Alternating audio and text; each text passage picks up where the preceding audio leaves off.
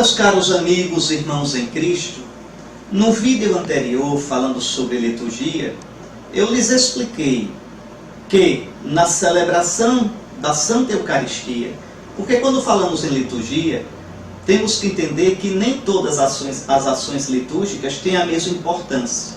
O centro de toda a vida litúrgica, a liturgia por excelência, como dizem os nossos irmãos católicos do Oriente, a divina liturgia é a Eucaristia. Todos os outros sacramentos preparam para a Eucaristia ou decorrem da Eucaristia. A Eucaristia é o sacramento, é o ato litúrgico da Igreja por excelência, porque nela está sintetizada toda a nossa fé. Na Eucaristia, no altar da Eucaristia, nós celebramos desde a criação do mundo até a parousia, a vinda gloriosa do Senhor no fim dos tempos. Tudo está sintetizado no Cristo morto e ressuscitado, presente no altar. O Cordeiro, de pé como que imolado, como diz lá o capítulo 5, versículo 6 do Apocalipse. O nosso sumo sacerdote está ali sobre o altar. Por isso, logo depois da consagração, o sacerdote diz: Mysterium Fidei. Eis o mistério da fé. Mistério da fé. Mistério da fé aqui não é simplesmente a transubstanciação, o fato de ali não ter mais pão, ali não ter mais vinho com água, mas ter somente o corpo e sangue do Senhor. Mistério da fé, Mysterium Fidei. Por quê? Qual é o mistério da fé? É toda a economia, quer dizer, toda a história, todo o desenvolvimento da obra de salvação do nosso Deus. Tudo converge para o Cristo, tudo decorre para o Cristo. Cristo é o centro, Cristo é o ponto focal, Cristo é o ápice de toda a obra salvífica de Deus. Então, na liturgia, veja, torna-se presente sobre o altar toda a obra salvífica de Deus. Então, essa obra salvífica que tem seu cume em Cristo. Por isso, é preciso ter muito cuidado quando nós dizemos que a missa é o sacrifício de Cristo. Ela é, sim. Ela é o sacrifício de Cristo.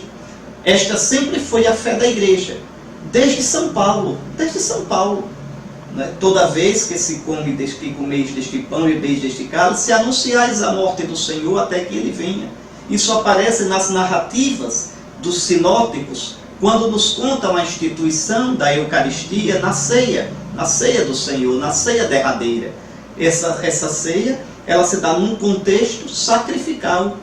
É o meu corpo dado por vós, entregue por vós, entregue sacrificalmente. É o meu sangue derramado por vós. Então não se pode de modo algum, nem por longe, negar que a Eucaristia seja um sacrifício. A não ser que você tenha uma ideia, uma pré-ideia, está certo? Um pré-conceito, e você queira empurrar na Escritura esse seu pré-conceito. Foi o que Lutero fez. Lutero tem uma ideia ruim, unilateral, da justificação pela fé. Lutero desbota os sacramentos, desbota a Eucaristia e faz uma leitura forçada, uma leitura com um pré-conceito sobre esses textos, e assim os deturpa. Mas não é sobre isso que nós vamos falar de modo algum. A mim me interessa chamar a atenção para isso. Quando nós dizemos que a Eucaristia é sacrifício, o que queremos dizer?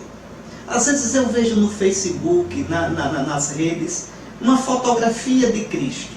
Assim, o padre celebrando, segurando a hóstia, e do outro lado, as mãos completamente ensanguentadas, de um homem nos estertores da dor.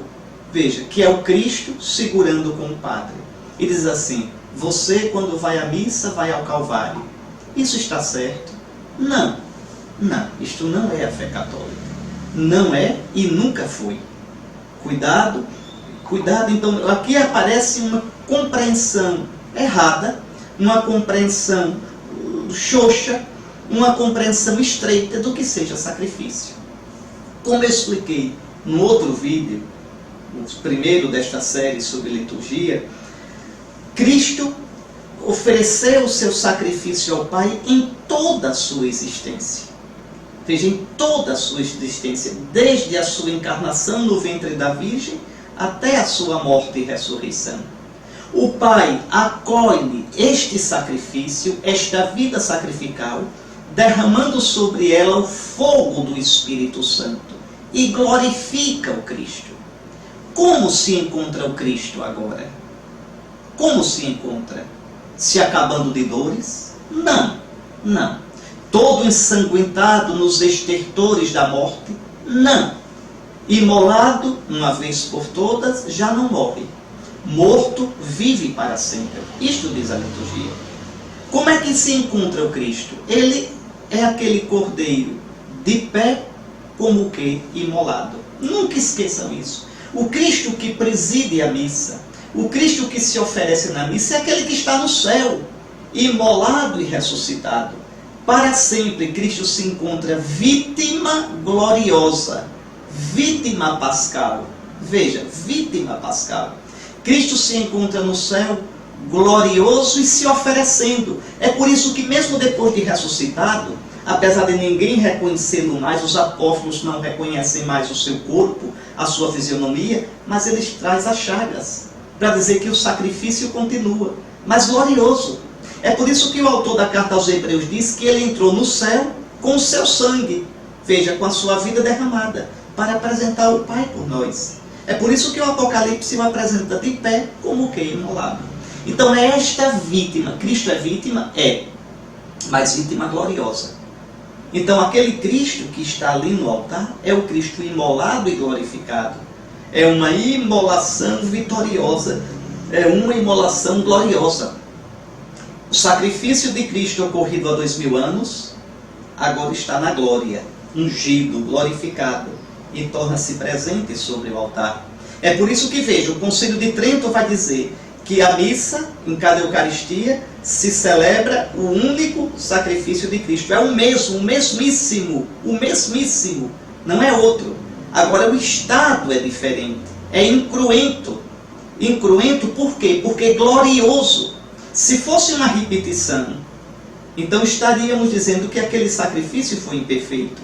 Se fosse uma repetição, estaríamos dizendo que Cristo se imola muitas vezes. E isso não pode. A Escritura é clara, se oferecer uma vez por toda, num sacrifício perfeito, completo, santo.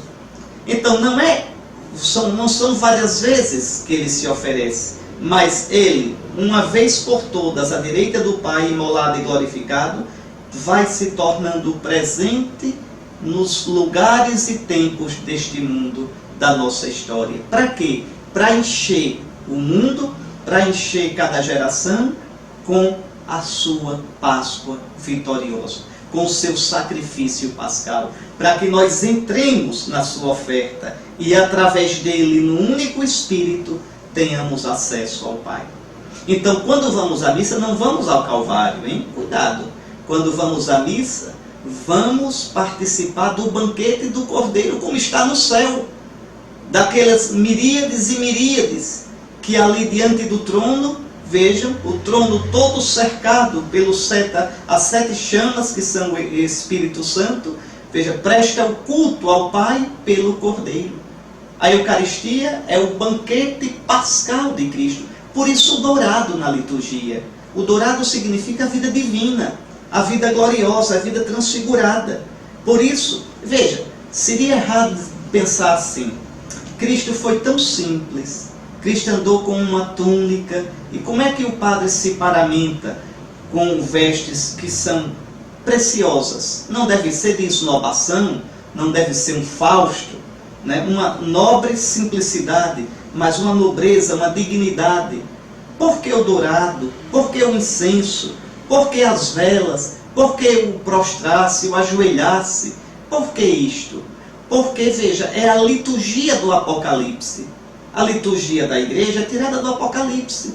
Exatamente porque participar da liturgia, participar da divina Eucaristia, é participar do banquete do Cordeiro imolado e ressuscitado como está no céu. Então quem preside não é Jesus de Nazaré, como nos dias da sua carne mortal. Quem preside é o Cristo glorioso, é o Cristo cabeça da igreja, pleno de Espírito Santo, com toda a autoridade que ele foi concedida pelo Pai no céu e na terra. Sem entendermos estes conceitos, a gente vai fazer coisas, ter uma prática litúrgica que horas pende para um lado, horas para outro, mas práticas unilaterais, porque a gente não entendeu como foi que a tradição ininterrupta da igreja viveu a liturgia.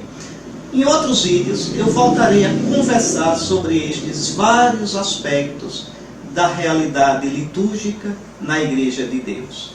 Nosso Senhor, o sumo e eterno sacerdote, a vítima pascal, abençoe você. Amém.